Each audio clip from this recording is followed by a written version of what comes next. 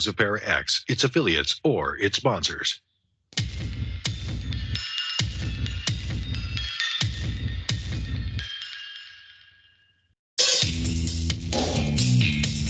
Supernatural, metaphysical, paranormal. You know, all those things you've been wondering about? Are you ready to go deeper into the realms of the unknown? I hope you've got your walking shoes on, because life is an adventure, and this is the journey. Come on, let's go.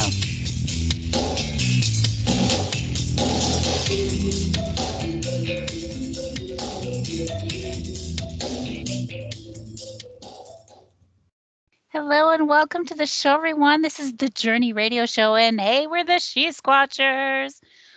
And I'm Jen Cruz, your host, and I've got my trusty teammates with me tonight. I've got Jenna Grover. Hello. And Tammy Trikel. Hi, everybody. Boy, do we have an amazing show for you guys tonight. We've got the Squatch Watchers in the house. David Taylor and Tate. Hey, guys. How are you? Welcome to the show. How's it going, everybody? Hey. Who's going to be the first guy to talk? I think it's David, I heard. I'm always on the spot. So what do you need? What do you want? Tell me. I'll give it to you. Yes. Tell us about how your group got started, a little bit of your background, and then we're going to want to catch up. Oh, wow. We're 10, 12 years into our journey. We really did, the whole thing was myself and Taylor got started first, was just on an invite to a supposed area where Bigfoot had been sighted. They had found prints and different things. And so being the skeptic that I used to be, I called bunk and got in on a hunt. I believe the second hunt, Taylor was there, dressed out in his full camo gear. He was ready to hide from everything and well camouflaged.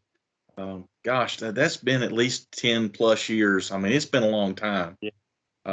And I don't know very many hunts we've missed since. I mean, we really got hooked. I mean, our first time in the woods, together, we heard yells and screams and different things that just could not be explained away. And we had to keep the journey or the adventure to find out what it was. And, I don't know what, 3, 4, 5 years ago, Tate gets involved. He's finally tired of hearing about all these wonderful adventures we're having. So Tate comes along and he has his first experience and he's scratching his head, asking the same questions we are, wanting to know what is it. And now he's out there searching with us. So that's the short down and dirty version. So yeah. So you guys are going down in history, they're three musketeers together. Yeah. In North Carolina, right? Yep. Yes. Awesome. And I heard that David has some big news to share. Oh yes. Yeah, y'all put me on the spot. So yeah, it's for a while, Super Dave's been off the market. But I made it official in December. I asked Hillary to marry me, and she said yes. So we are officially engaged and have not set a date yet, but we're actively trying to hammer that out. So, well, I did see that on Facebook. I saw it.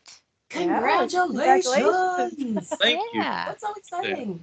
David, I thought you were going to go in a totally different direction with that, but okay. Oh, there's different news that he's hiding? Well, congratulations, David, but I'll tell the story of why you're now called Big Hoss. Oh, no. Okay. Oh, yeah. No. I picked up. Oh, really quick. It was 2 weeks ago. On a very serious note, I was taking what will eventually be my stepson and daughter to daycare. Okay. And saw something in the neighborhood that didn't look right. Decided to circle back around and check my home and interrupted someone trying to break into my house. And they had a very bad day. He learned firsthand why they call me Super Dave. And he gave me the nickname Big Hoss because that's what he kept saying. Big Hoss, quit hitting me, Big Hoss, quit hitting me. So Oh, no. I've had a lot of fun with that, but you know, yeah, it was just I really it was a sad situation, but at the end of the day, you got to do what you got to do. So And you're still property is safe, safe. kids are safe, everybody's safe. I'm happy. There you go. I have cameras everywhere now. And it's awesome I don't because blame you. he went from straight getting his butt kicked by Little Hoss, who was calling him Big Hoss, to a Bigfoot hunt that night. And the Bigfoot hunt ended up being pretty cool. David had his arm wrapped up in that video. I think it was covered up by something long sleeve. No, but yeah. Oh yeah, the stuff you see in the movies is not real. When you hit somebody, you can typically walk away with an injury. Okay, I couldn't move my arm for 2 days. That's how bad my arm hurt. So they don't instantly go unconscious when you hit them, right?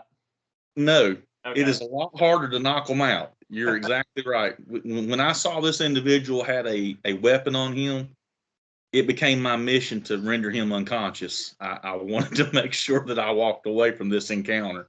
So I feel much safer in the woods with Bigfoot than I ever did with somebody trying to break into my house. So For real. I don't blame you. I had somebody trying to steal something chained to the outside of my stairwell outside, and I went running for the door like I was gonna do something about it. After the words, I'm like, what was I gonna do? I almost had the guy, but what would I have done if I got my hands on him anyway? You know, you're not thinking about that when it happens, or like when I ran for the gas station to save Jenna from the robber. Like, what was I thinking I was gonna do, right?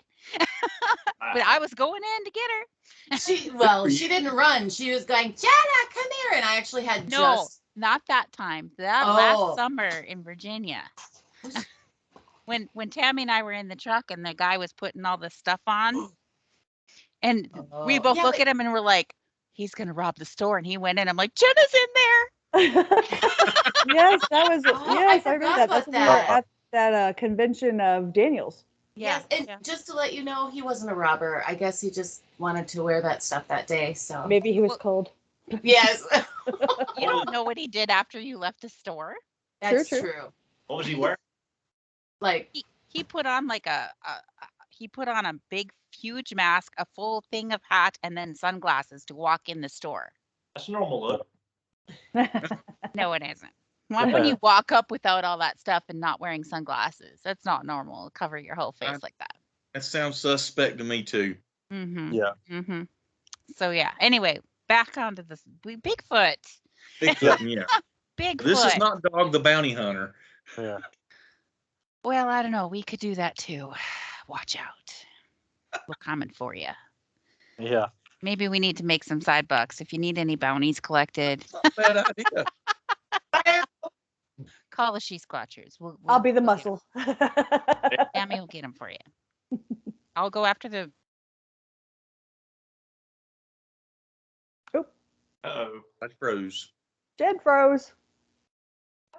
She'll come back in a second, but since she's frozen, I'm glad it's not me. Because for a minute, I really thought I was the one that was frozen. I was checking you guys out, like, all right, you guys move in, because I really thought it was me. So I don't know what she was gonna say, but so do you guys want to tell us a little bit about your thoughts on Bigfoot or how you got involved? I know he gave a great story. Wow, Jen is frozen, isn't she? But if you guys want to tell us really what got you interested in, like, have you always been interested in Bigfoot? I guess I'll start, and then David or Kate. So whenever I was a kid, my uncles used to tell me like Bigfoot stories and all that, and I was really into it as a kid. My mom always used to watch all the Bigfoot shows later on through my teenage years, and then when I got into high school, right out of high school, is whenever I got introduced into it, and it all like rekindled, and I was like, this could be something pretty cool. And then, like David said, I showed up to that one hunt full camo because everyone lied to me and said, hey man, you got to dress full camouflage when you go out in the woods. Oh no. You guys did that. I show up and I'm the only one in camouflage, and you got David try to dress like Indiana Jones, and we go out there. David gives a call and something calls back, and I was hooked ever since. And I used to go and tell Tate all these stories like, hey man, he's like, why do you go with these guys? Like, what do y'all hear? And I'd tell him, I'd be like, man, something really big freaking yelled at us tonight, and I locked myself in the car, bro. He's like, no way. I'm like, yeah, it happened. Then I made my first tree knock, and something. As soon as I made my first ever tree knock, it was on video. Something threw like a Bible-sized rock, landed behind me, and I was pretty much hooked ever since. And then that's whenever me and David kind of grew close. Nice. Welcome back. Awesome. Well, Yeah. thanks. My Skype Very. keeps shutting off. But yeah. So if I disappear, that's why I'm coming back. Don't worry. I'll be back. You guys Okay. just They were have to just- take over. They were Hey, just telling yeah. us how they kind of got into Bigfoot. Nice. I think it was, who was next? Hey, Tate? Yeah, sure, I'll go. Well, I was always interested when I was a kid in like the Loch Ness monster, and I mean I remember seeing the Bigfoot images and footage of Patterson Gimel, and I was just like, yeah, I believed it at the time, but it kind of just fell off for me. And then right after high school, when Taylor started going with David to our primary hunt spot, that was not at the time they had just started. He'd come home every Friday night. He'd call me, tell me about what happened, all this crazy stuff, and then finally the kicker for me was the one night he called and said, which David can tell a story really good, but he called me and said, bro, something just screamed like a banshee out there, and I was locked in my car, and David was the only one out there, and we was all locked in our car trying to get out. He's telling me something screaming and just raising Cain in the woods, and I was like, I believed him, but at the same time, it's like it's one of them things where you're like, it can't happen to me, or it's not in my backyard. Like, I mean, this is literally like maybe 5-10 minutes away from my house where this is at. So it's just like, can that stuff really be going on over there? So finally, I told Taylor, I was like, sure, what the heck, I'll go. And that's when I met David, and I've thought the world of David ever since. I just always thought he's just a great guy, and we've grown like brothers now too. We're all just a brotherhood and just close. But my first time going, we had a peculiar character come with us on that hunt too, and I thought he was kind of odd, but he's a good guy. And I had my first rock throwing experience where David said, here, throw some rocks in the trail, and you see what happens. You throw a rock in the woods and see if you get any return from Bigfoot. And so I'm out here throwing little gravel sized rocks off the trail into the woods. Next thing I know, something's pelting from the direction I'm throwing in back towards behind us, hitting trees.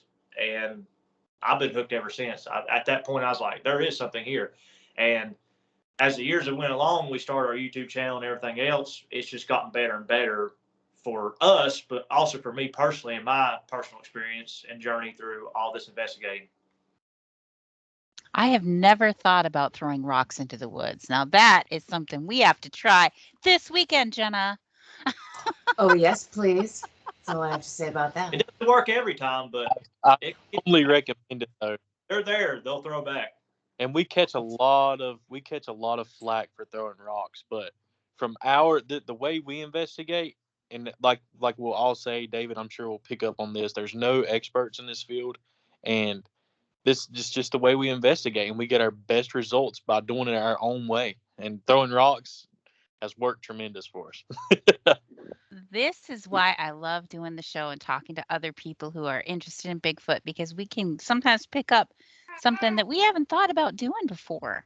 And I love that. Thank you, guys. Edward, can you see Tate's video? I can, yeah, he's Do you good. see that spot on the wall behind him? Yeah. I was wondering what that is. It's that shadow. That's my Oh. nest. Okay. Yeah. It's out of focus now. Great. Okay. I'm happy. So Oh. so what got us started? What got me started?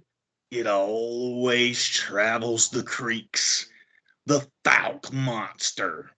When the Legend of Boggy Creek came on, I mean, I think maybe the first time I saw it, I was maybe 9 or 10. Oh my God, you can forget me going outside after dark. I'm done. We lived out in the middle of bumthumb nowhere, okay? And to say we lived in the sticks was the very least of it. And it terrified me, okay? So now my alter ego, which is Indiana Jones, I love the character. He gives me the courage to go out there and find all these creatures, beings, whatever they may be. I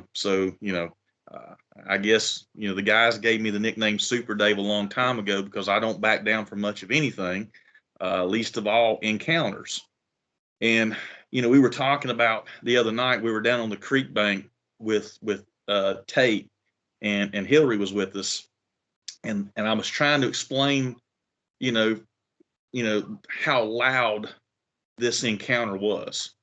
And I'm not going to do it on camera because I'll bust everybody's eardrums.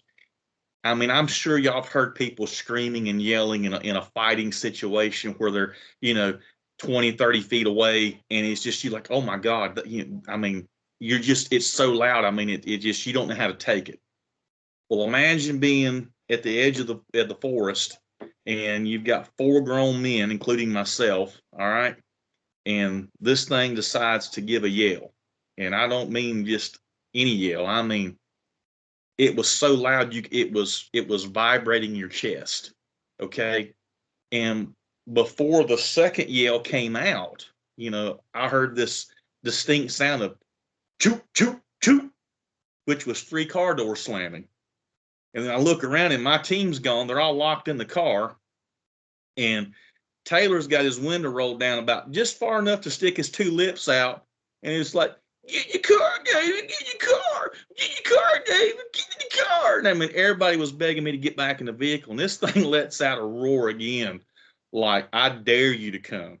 And I'm walking closer to the edge of the woods because we do have the car lights on now. All of our batteries are dead. It's like 3 o'clock in the morning, 2:30, 3 o'clock in the morning. Our equipment shop, SD cards are full. There's nothing left for us to do but go home, go to bed. And I want to find out what this thing is. And they are begging me to get back in the car. So after they pull up, I walk up the road just a little ways, and they finally convince me to get in because I want to see this thing. I want to see it with my own eyes. Now, while it's funny to think back, that maybe 6, 7 years ago, everybody run locked themselves in the car. I'm now dealing with a teammate who will stand right beside of me and go, it came from that direction, let's go. So Taylor has grown up quite a bit, and Tate's every bit as much as brave as we are. So none of us leave the site anymore. So we're all kind of super Daves in our own right. So yeah, that's awesome, guys. It was more like, hey, you better get in the car now.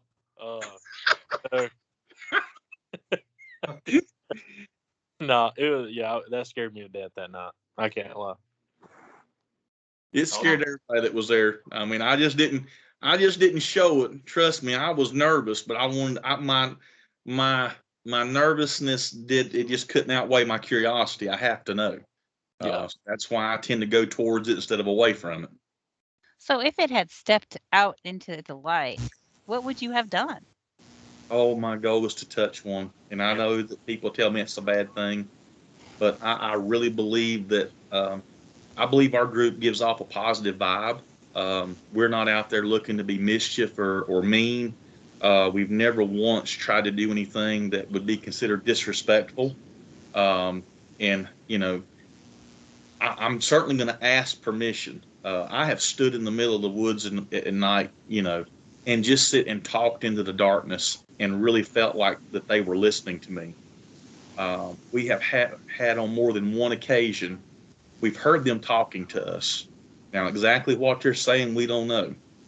But Taylor can sit right there and tell you they can learn our language because they called me by name at 2:30 in the morning in the middle of winter, out in the middle of nowhere.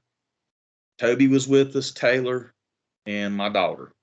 Yeah. And just go ahead. Oh, and I was going to say, and the reason I think that this Sasquatch or multiple Sasquatch on this property would know David's name, because at the time I was young, Rex would always say, "Hey, David, come here. Dave, did you hear that? Dave, there's a rock thrown. Dave, did you just fart? Dave," It's like anything that would happen, we'd run it through Dave. So like that name is just carried on through those woods, just like the spirit box that asked for Dave that night. But go ahead, Dave. Oh yeah, no, I sounded almost identical to this. It just said, David.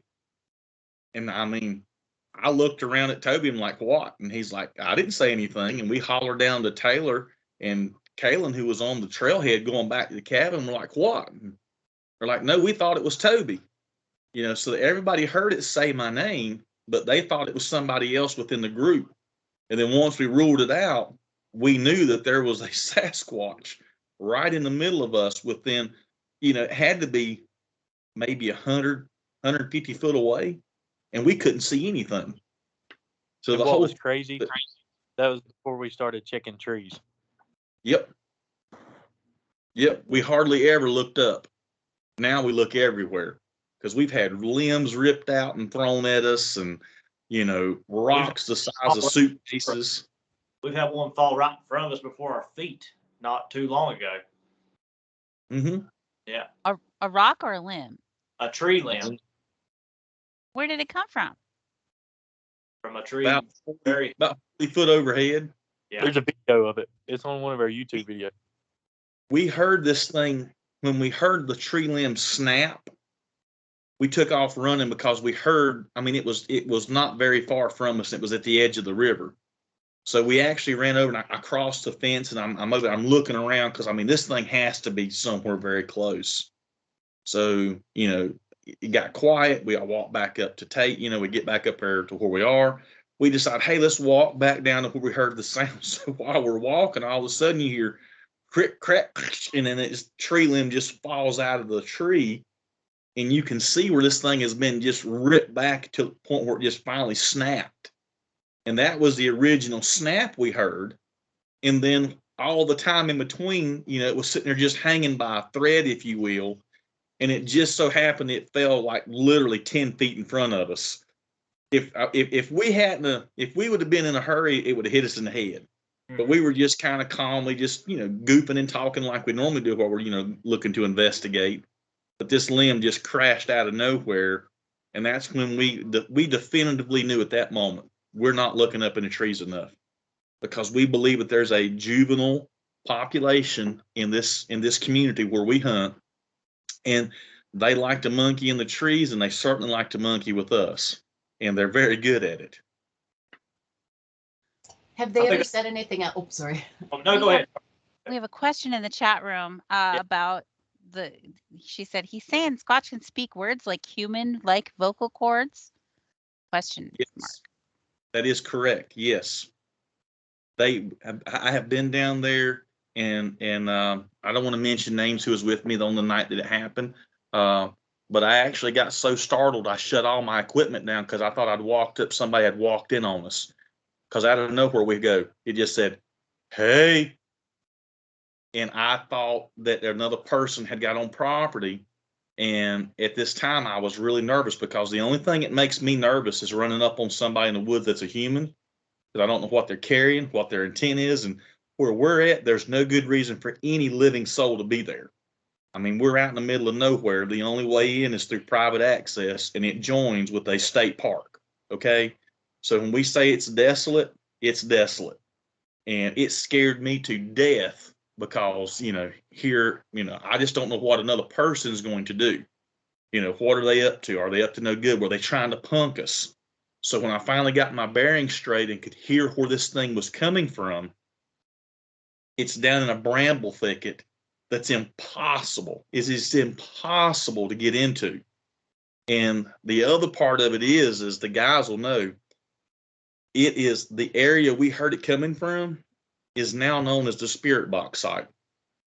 So you can only go into that so far, and it just shuts you down because it's just so overcome with briars and Cheney briars and mountain laurel. It's almost impossible to get into. But something stood behind it and clearly tried to get my attention.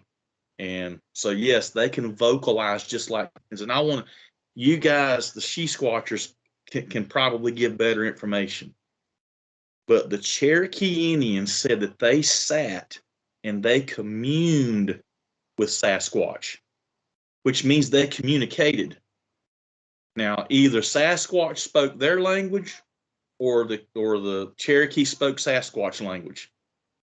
One way or the other, they found a way to communicate one with the other while they sat and enjoyed each other's company. So it's out of that kind of respect that our which my family heritage, I have I'm in Cherokee heritage. I can't prove that on the rolls, but Dunodaga Huni Osio. I know a little bit of Cherokee, not a lot. I would love to know out there wants to tag me Cherokee. Golly bum, I would love it. Quit giggling, you old goober nut. But anyway, Well, OCO is. I thought I had Cherokee in me too, and I did ancestry DNA. Oh, you did DNA? But anyway, it's just funny. David's been reading Cherokee for Dummies book, but go ahead. Yeah, that's exactly. Well, OCO is hello. Dunadago, uni is goodbye in Cherokee. The word for there's a word in Cherokee that describes after the storm. The first time I heard it spoken, I wished I could remember it. It brought tears to my eyes. It was such a beautiful word. And we forget how beautiful language can be if we just sit and listen to it. And so, while I'm really a hack at what I think I know, because remember, Kurt Russell's first role was in Old Yeller. So, I'm not always right. I was kidding No, it everybody. wasn't. It's not his first role. Kurt Russell actually played Opie on Andy Griffith. No, I'm just kidding about that too. I give the guys a hard time because, man, I would have bet my paycheck on that statement on Old Yeller. But anyway, yes, the Sasquatch have their own language. They can vocalize. They clearly can pronounce syllables, which is clearly a spoken language. We've heard it. Taylor and Tate and I heard it just 3 weeks ago. Again, we thought we walked up on another group, and that's how audible the sounds were. We thought other people were talking, and then we realized we couldn't understand what they were saying. It was in a different language. You were almost convinced of it. You were convinced it was, and was like, yeah, sound, yeah. I actually called the people I thought that it was, and they're like, no, we're not even nowhere close. There's nobody down there. We thought maybe someone else was on this private property. So I called our producer and says, hey, and he goes, nope, you guys are by yourself. And I'm like, holy cow, we're not either. But there was at least 3 of them talking to each other. Mm-hmm. Awkward Do you silence. have those? Well, no, sorry, I had to take myself on mute. I always have questions. So did you guys get any of this on tape? This is all documented? It should be on. Yes. Tell us how you can find it. Tate says it's there, but it's so the audio is so faint you can't, by the time you amplify it, all you hear is the water and the sounds of nature just drowned out what we heard. Yeah. It's actually one thing I thought about doing is carrying just a digital recorder and just letting it run, versus the video cameras, just because I know it's going to pick up better audio, and that's all it's for. Because more times than not, we're like, oh my God, please tell me the camera picked up that noise. And the camera's more designed to pick up the video versus the sound. So we're leaning towards getting a digital recorder. So, well, what's so disheartening is there's been a lot of investigations through the years where we're filming them, and in real time, in the moment, we'll hear something like a rock thud or even chatter or a callback or a knock or anything that's really good evidence. And then you get home and start piecing the video together and you start listening. And even when you amplify it, it's like you can't hear it. And that's very disheartening, because if we were to have everything audible wise that we've ever experienced on camera to where everybody could view it and listen to it, I mean, we'd have 100 times the evidence we already have. I went out and did an investigation at a cemetery. It was bordered by a woods and a river. And when we were out there, the guy that I was with had a Tascam audio recorder, and he put it on a stone and walked away, and I whispered something and it picked it up. Like it was like I was talking. And that thing just picked up every little sound. So now it's my goal to get a Tascam recorder. Tascam? Yeah. Yep. Okay, I'm gonna look those up. After the show, I'm gonna look that up. Appreciate that. In the chat room, they're saying Tascams are great. Ooh, are they expensive? Yeah, they're not cheap, but they're not horrible either. That might rule us out. We're looking for sponsors if anybody's interested. We are too. Yeah. Tell them Bigfoot hunting is expensive. People don't is. realize. I mean, and gosh, God bless us now with gas at $4 plus a gallon. The gas alone is a challenge. But when you're driving everywhere, especially when people want you to come to investigate or you're invited, you're looking at a few $100s and just getting in the vehicle to get from point A, point B, and coming back home. Especially if we drive a big vehicle that holds everybody and all the equipment. But when you start looking at all the cameras that we have and all the different tech, and the guys have stepped up to the plate and bought some really good tech lately. I mean, we have thousands of dollars in cameras and tech to go out and record now, and all that came out of our own pocket. So it's quite an investment to be a crypto researcher. Okay, and gosh, talking about graveyards, it gives me the heebie-jeebies because we've done one graveyard investigation, and I'm telling you, so Craziness. Well, we have to go to our commercial break. Stay tuned, everybody. We'll be right back with the Squatch Watchers. Hey, I got the cue. Cool. Yes, good job. Yeah. Good job. I'm actually reaching out to the guy I was in that cemetery with, ask him which cat Tascam, because I looked it up and there's different versions of it. So I'm like, which one do you have? I want to get us an ovulus next too. Oh, yeah. So it's an ovulus, what Zach Bagans and all of them use, where the words actually pop up on the screen. Mhm. That's my goal to get You one. want one of those? I can't remember what they're called. We were just looking at them, but do you remember what they're called, Jenna? They it's a ghost box, but it's made with they have one at Mysticats down in Gatlinburg, or not Gatlinburg, the island. You're on mute. Galveston. And I can't remember what they're called exactly, but they eliminate the white noise in the background, and it sounds really yes. Yeah, but those are really big, and they wouldn't travel very well when you're flying around the country. Yeah, the sound is so incredible off of them. They look like an old radio, right? Yeah, and they use like a guitar pedal. It's like an echo chamber. Yeah. So when the noise comes through, it's got kind of an eerie sound, but all the white noise is completely gone. Yeah. Mm-hmm. Yeah, I'm with you guys. I want one of those. It's not going to travel well though. Well, but even just for our own personal use, if we kept it on our main site, I mean, we've been having so much activity lately. It's just incredible. Are we back on the air yet? Nope, 2-minute break.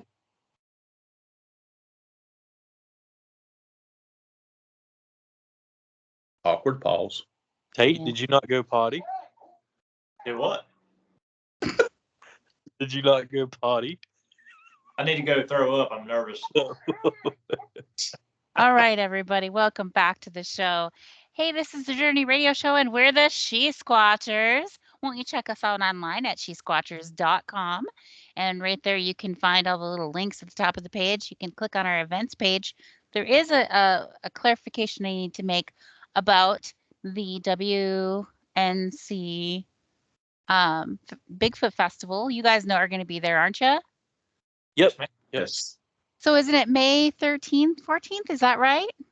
Yep. 13th and 14th. They changed the date on us and we just found out. So it's not right on our website. Just so you know, that's not the right date on our website. So come see us all. We're all going to be there. All of us are going to be there in North Carolina. Next. I stared into my kitchen at 58 8-ounce bottles of NC Squatch Watchers Bigfoot rub.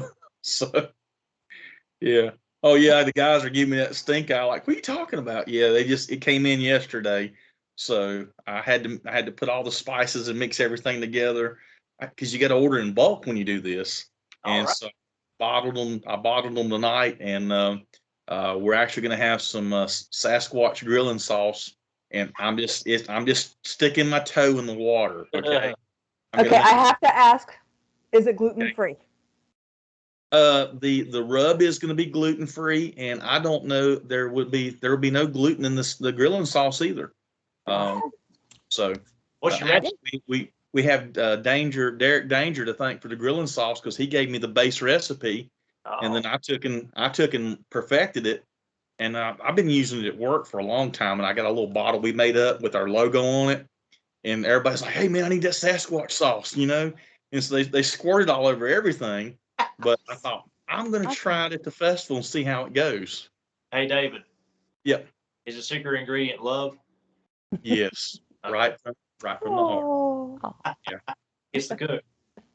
Are you gonna have Awesome. like little pieces of toast to put it on to let people try it? Samples. I don't know how to do the sampling part of it yet. I'm gonna Pretzel. definitely have one for the rub. I thought about the pretzels where they could, maybe dip it in like a little bottle of water and then dip it into the thing, and they can try this because the seasoning is outstanding. I'm really tickled, and the grilling sauce is good on everything from potatoes, chicken, burgers, you name it. Put it on there, and it makes everything better. So I'm expecting some yum yums in my tum tum when I get there. Just so you know, you have to like all right, prove this. I'm doing like 50 of each, okay? And just to, like I said, this is just a market sample. I'm beta testing. So I'll be excited to have everybody stop by the table and tell us what they really think, If 'Cause if it's really great- good, if it's really Yeah. good, I'll be having a bottle up on our show going, check out this guy's at. Yeah. I'll advertise it for you. Quick I'm question. waiting on my labels to come in so I can label everything appropriately. Hadn't got my labels yet, so but Is we're it just barbecue? I gotta tell you what's in the chat room right now. In the chat room, Kat says, picturing Jen facing a Squatch strapped to a chair. Tell us where you live, or I'll pour more sauce on you. yeah. Absolutely. Well, that's why I like the butt rub. It goes on everything. It's chicken, pork or beef. I've tried it on everything so far. It tacos. It makes everything better. I mean, but it's basically a Western style butt rub. So for barbecue, yes. Hey, Marion's May 13th and 14th. Yeah. Yes. Okay, I'm good. I scared me to death for a second. Yep. Now I only ordered 100 bottles, so and the so I mean I've got the seals that the tamper-proof seals, everything. So Have y'all tried to get on at the Tennessee conference and August 27th? No. You should email him. Y'all should Which- try to. Who's the organizer? His name is Josh. I'll send y'all the info. Okay, So, that sounds yeah. good. Yeah, they've got like a few celebrities going to be there, like Turtle Man, the Mountain Guy from Duck Dynasty, Lizard Lick Towing people. So you can see Squatch Watchers. yeah. Oh, Daniel those Benoit, guys? Michael. Those guys, those Squatch Watchers guys? Yeah. I think I know them. Yeah. So, They have some Sasquatch butt rub or something. got some Butt great. rub. So, All right, guys. The guys are going to know how to, So recently we got called up we're trying to get a haunted house. Okay, there's locally I have an opportunity to haunted house that I'm just dying to get into, but through that conversation we had another gentleman reach out about Bigfoot. He was really reluctant to do it, but it's the one about where he really believes Bigfoot maybe not attacked his dog, but in the process of getting the dog to quit bothering them, the dog got injured. Okay, I don't believe it was intentional, but I mean, if you can imagine getting hit by a Sasquatch, juvenile or full grown, all right, it bruised this poor dog's snout really bad, and it partially dislocated his eye. It was not in socket anymore, and it bit it on the tail. And the tail bite, shows like a 5 or 6 inch, canines. Okay. So, I mean, it's a really big mouth that bit this dog on the hind haunches. It was kind of on the buttocks and the tail. So, this poor little pooch went through an ordeal. So as we went to investigate, we found credible evidence. Was it a Sasquatch? We don't know. And we definitely want to go back. But I'm going to ask you guys a question because we ran into this at the Virginia Bigfoot or the CryptoCon in Virginia with Daniel, and through other channels we're experiencing something we don't know how to handle, where people want us to do so much and we want to try to help. We want to try to go. We want to try to work everything in. But, we are the NC Squatch Watchers, but we also, I'm a father, I'm engaged. I do have a life. I've got a job. Taylor, went through, he got married, and they had a beautiful baby girl. Tate is demanding to be single for another 2 years. I'm just kidding. We all have lives that we live. Tate's back in school.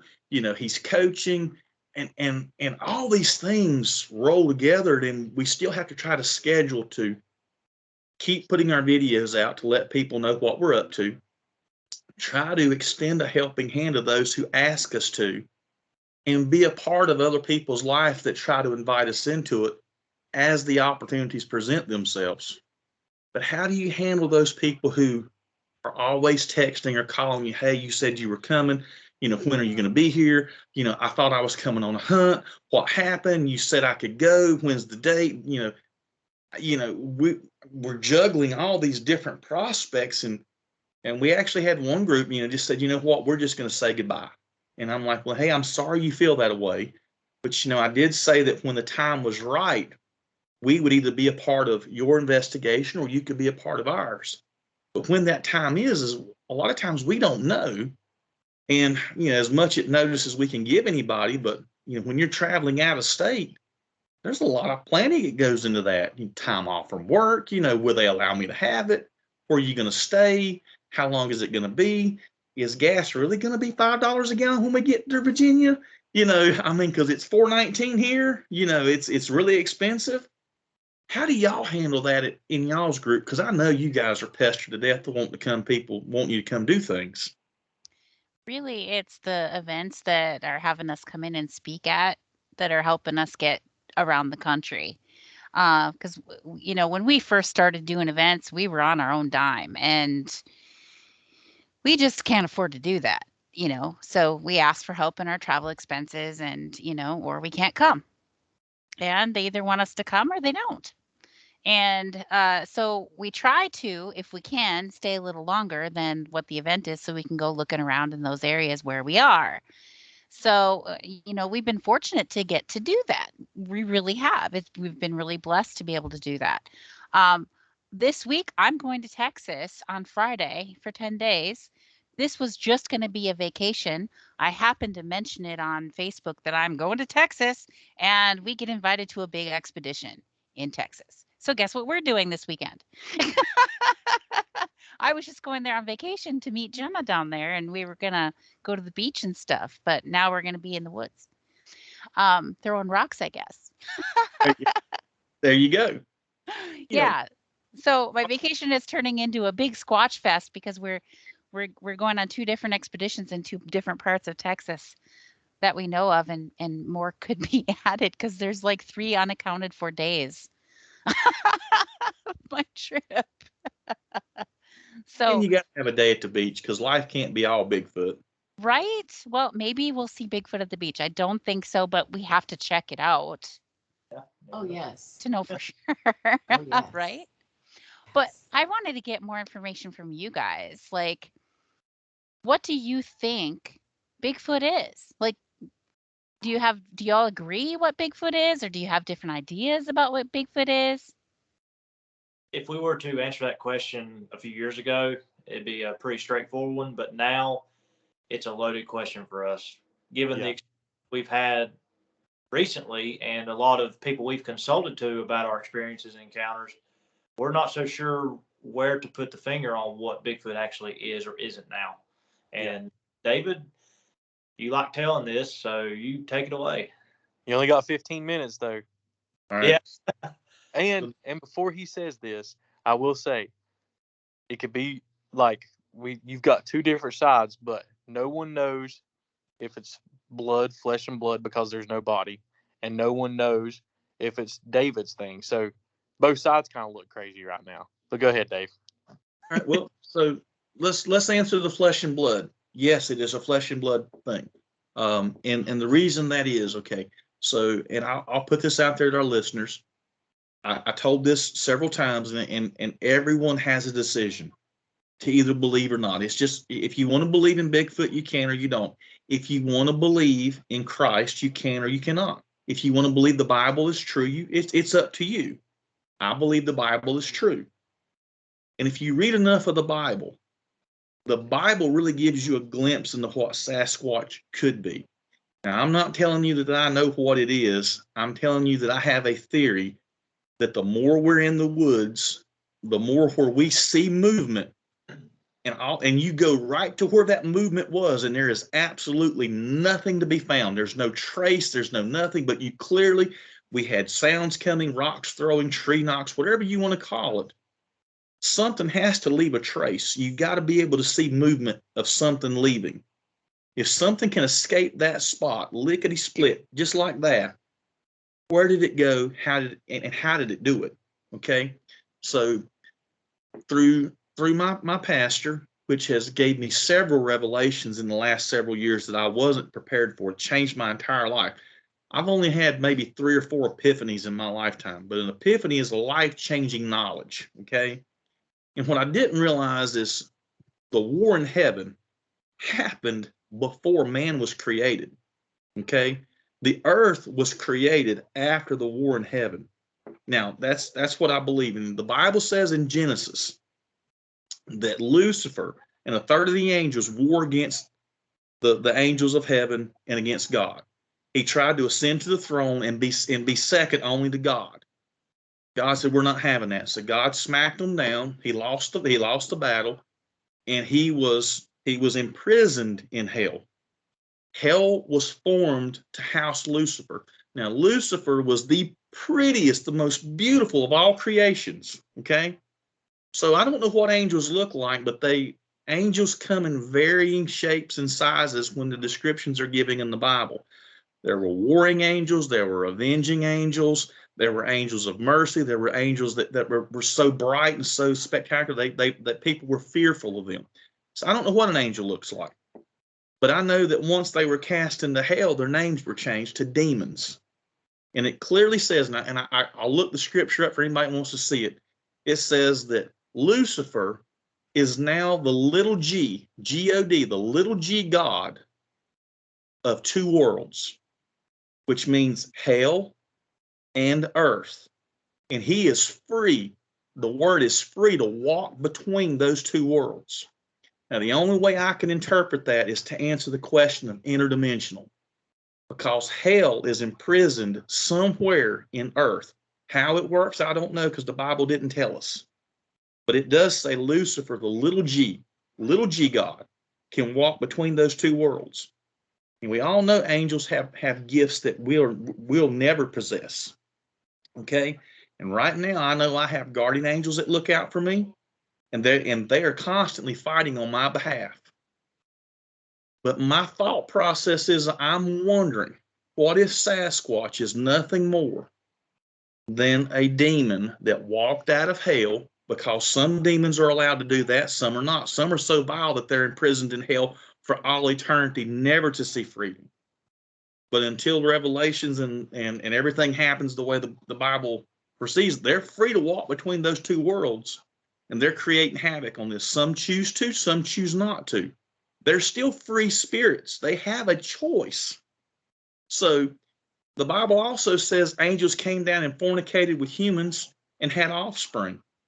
That could be the answer for the giants. Could Bigfoot be the offspring? I don't know. But whatever Bigfoot is linked to something spiritual, I believe. Because we've all done things we wished we hadn't have. And if I was a demon and I could walk out of hell and I had remorse, and maybe God did turn me or make me look something, awful. Now, not to say Bigfoot's ugly, because I hadn't seen one up real close and personal. I've just seen them far enough away that I know that they're really, really big. Okay. But what if it's just nothing more than a fallen angel? I don't know. What if it's the offspring of an angel? I don't know. But I know the more time we spend in the woods, the less answers we seem to come up with, other than the fact that we do know that there's something there, and it is of a spiritual nature. And for us, everybody says, oh my God, you don't want to come to Nacogdoches, Texas. We got snouted Bigfoots down here to rip you apart. we've never felt in danger. Okay. We've never been in fear for our safety. So when we say we're throwing rocks, we're not throwing rocks at Bigfoot. We're tossing them kind of in the direction we hear sounds coming from in a manner that just lets them know we're here. We're not slinging them like we're trying to knock them in the forehead. Okay. This is not a David and Goliath moment. We're just trying to say, hey, we want you to communicate the very best you can with us. And we've been very successful with tossing rocks, fruit, potatoes, you name it. We've done it. Because when you're in the middle of the woods and you toss a potato, and then a potato gets tossed back at you, something threw it, and it was not the normal barnyard variety animal. But that's my theory. I gave you the short version because I know we're short on time, but it's out there. But it is a theory, and that's what I got. Yep. And there is, I'm gonna go ahead and say it. Paige witnessed this whenever she was with me for her first time. There is some type of light that flashes before activity starts. Not every hunt, but I don't know if you girls have witnessed the lights flashing, but they're out there, and that kind of leads more toward to David. Are they coming through a portal? I don't know. Nobody knows. I don't think that's a portal, but something happens. I don't know. I will say that, like, from a Native American aspect, just from like my tribe, the Ojibwe in Minnesota, there's a big correlation between Sasquatch and the little people. You know, they're kind of in a different kind of realm and have those supernatural abilities as well, but they're classified similar to the little people and connected to them in some way. And the lights, the balls of light, are often called nature spirits or water spirits by our tribe. And I actually have video of one that I recorded, and in the water. And then Jenna recorded one that's on our YouTube channel called Strange Lights, that we were looking for Bigfoot from a distance because we weren't allowed to go on this property. So we're looking at it through a binocular that can see far away in the dark, and instead we see these strange lights going on where nobody was allowed to be back there because it was a bog, and we said it was dangerous to be back there. So pretty cool stuff. Pretty cool stuff. I think that the lights are connected to them. Absolutely. You know, definitely they are, and I'm not exactly sure how. Like, how are they connected? These are the things I'm looking for answers to. How do you think that they're connected? And what's crazy is other Bigfoot researchers will call all of us sitting in this room right here crazy for putting the lights with the Bigfoot. But y'all are seeing this in where you're from, and we're seeing it on this side of the country, and it's like, come on now, this is two different groups witnessing the same thing. But I'll put it out there like this, and I'll be very careful in how I word things. Now, you ladies all have your own individual gifts, correct? Yes. All right. Now, my gifts may not be the same as yours, but I feel like I certainly have one. Now, I feel like that between Taylor and Tate, we all have this positive energy. There's something that really works about us, and whether I'm right or I'm wrong, that's what I feel. And so, certain people may get to experience certain things that other groups may not, because they may not have the same gifts. And I'm very careful, especially in the last 3 years. I don't poke fun at other researchers. Now, I may, when if you're hoaxing, please don't waste my time. Because if I'm going to spend 35, 45, an hour and 45 minutes to watch some spoof at the end, and you've done nothing but reel me in, that's an hour and 45 minutes of my life I can't get back. And that's very valuable to me. But when I'm watching other people, and whether I agree or disagree, I'm trying to look at it from their point of view to see if I can learn something about how they're doing things, or maybe they saw something that I'm not supposed to see, because it works both ways. So I'm very careful poking fun at people, because there is some outlandish stuff out there. We sound outlandish at times, but it's what we experience, and it's what we feel. Are we right? We don't know, but we're certainly putting the boots on the ground to try to figure it out. Matter That's of all fact, you can do. I just wonder, because we're trying to figure out. My daughter's she's turning 19 this Saturday, and so we're trying to have a little get together here Friday night. I don't know if you know that yet or not, Tate, but we're trying to figure everything out. It was last minute what she asked, and y'all are her family. Y'all are my family. You're the only family I have besides my daughter and Hillary now. I mean, I don't have a large family. So anytime something comes up, these guys, hey, how can we make it work? Because y'all are my family. But I just wonder, you guys know how much time we put into it. I mean, we're hunting almost every single week. I mean, between the three of us, we're putting in, I don't know, 10, 12 hours minimum a week hunting. Now you guys are putting in more time than I do because y'all are editing behind the scenes. I just wonder how many researchers out there put in the time that we do and then want to sit back and knock what we try to put out there for people to view and give us their opinion on. I tell everybody I'm pretty thick-skinned and I'm not easily angered, but I mean, if you're going to call us liars, really, tie it up in a nice, neat bow and be nice about it, because we don't lie about what we put on our YouTube site. We certainly don't hoax anything, and we're very passionate about how we present things. And please forgive us, because once in a while we will slip up and say a word that maybe shouldn't be on our videos, but when you're excited. So just like that poor guy that tried to break into my house. Yeah, he heard some language. For sure. For sure, you guys. And you can only, we don't know how to edit videos, really. I mean, our editing knowledge is like this big.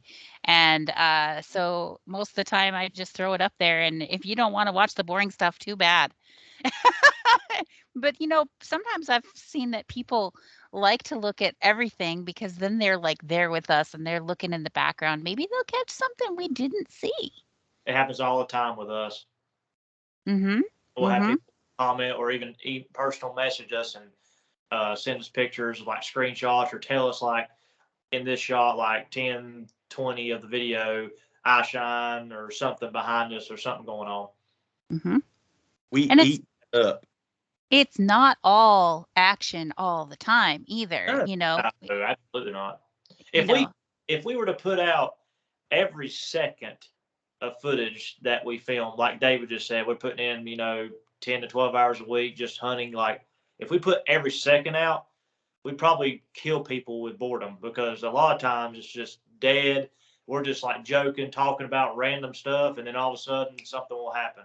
I mean, it doesn't happen like that all the time, but when it happens, we get action. So awesome. Yeah. Well, you guys, I gotta tell you, we just have like a less than a minute left for you guys to tell everybody where they can find your YouTube channel and how to contact you guys. Go ahead, Tate.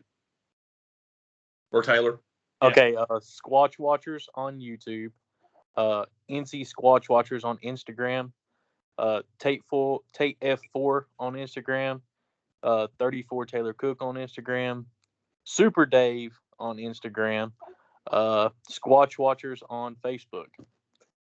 And I gotta say, I never heard that you fashioned yourself by Indiana Jones, Super Dave. So now, when we see you in May, I'm gonna expect the hat and the whip. I got the hat, the whip, and everything. Now he's I'm expecting it. Shirt. Now he's Josh Gates. Yeah, I got everything. All right. Well, I'm looking to see it there. I'm going to take pictures for everybody to see. It's going to be up on our YouTube channel for sure. So thanks for tuning in, everybody. We're going to do a repeat next week, because we're going to be out squatching, so we won't be here. Thank you for tuning in, and we'll see you in a couple weeks. Good night, everyone. Night. bye.